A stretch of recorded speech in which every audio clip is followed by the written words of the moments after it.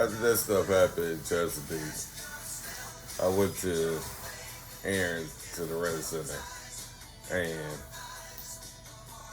while I'm looking around and stuff, I'm looking at old furniture, I'm looking at new furniture, I'm looking at some stuff that may be broken, they just have fully put it away. It reminds me of the politicians that's out there.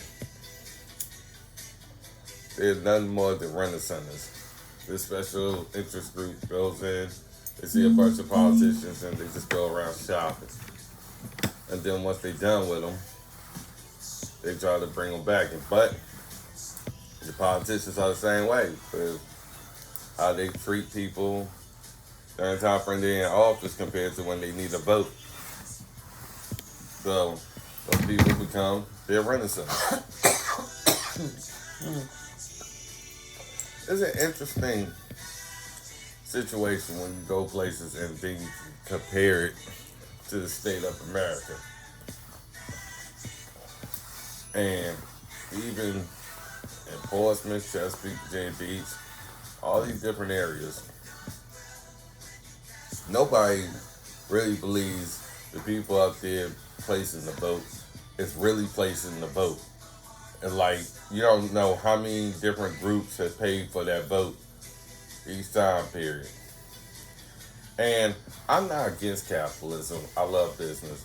I love people who are entrepreneurs. But my thing is, if we're going to have this shadow government or anything like that behind the scenes, I think they should be made public record. Um, Well, they wouldn't be shadow anymore. that's the point. That's the whole point. I wasn't interested in hiding them. I was like, at this point, just come out the dark. It's like Soros or the Koch brothers and the rest.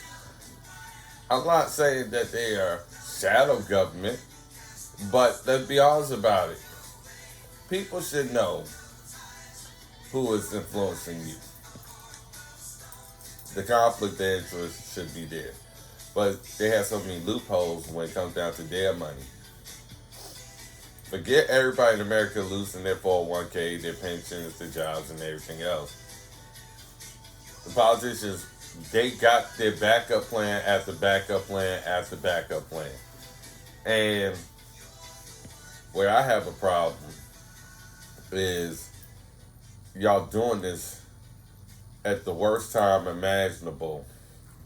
And I'm sick of seeing people having signs up for people who ain't in their neighborhoods, having knocked on their door, haven't even cared one bit about their neighborhood going into the dumps or their city just being trashed completely, and police and What do I keep hearing? I'm sorry. water. Oh. Like people will vote against their own water. Can I ask you a question? Hmm?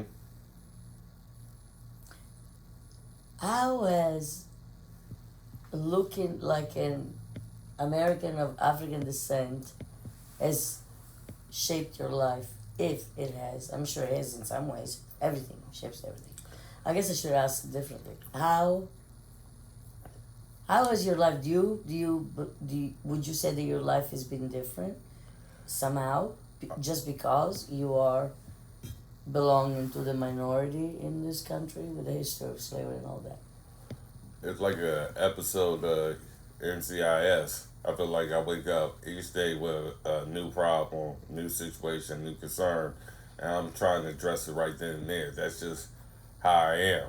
I know how it feels to have a delayed response and just be waiting for a phone call or an email or somebody trying to give you an update, and then you hear over the phone when you call up to get that update, and they're like, "We haven't even touched your file," and the matter could be as serious to you, but unimportant to them. So that's how I feel about my life. It's like I could be dealing with somebody who's been scammed out of whatever compared to somebody who dealt with um, being banned from a school board meeting for speaking their mind. I'm like, somebody got to fight for them. I'm like, you damn sure isn't the politicians with thin skin, overly sensitive, and worrying about the very things that they put in the school. They can't hear it through their ears, but they think it's appropriate. The failures of Are you real answering leaders, my the question? independent minds. Are you answering my question, or are you going a totally different direction? Has being a black man in this country influenced your life in one way or another? It sounds like a stupid question because the answer should be like obvious. No, it's not. Some people don't feel that being black has hindered them in any way.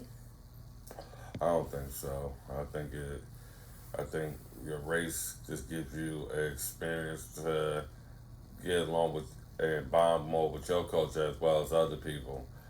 But I'm not gonna say everybody shares the same story. I could say my story should be very vengeful to a bunch of different people more than it is a bunch of different races.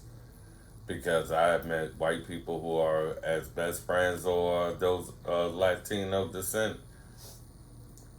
I could say if they are able to be my age, we can all say, did race influence us or did we influence our own decisions? And most of us was take the responsibility to say, life is what you make it.